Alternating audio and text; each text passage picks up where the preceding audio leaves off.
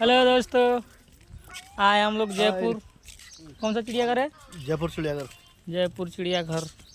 अभी शेर वर देखने को मिला है, भालू मिला है। अभी देखते हैं आगे क्या क्या है, उसके बाद आप लोगों को अपडेट देंगे।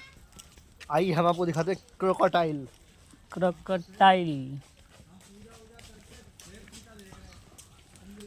इसमें तो कुछ बैक कैमरा एक्टिवेट करो। इसमें तो कुछ दिख नहीं रहा है।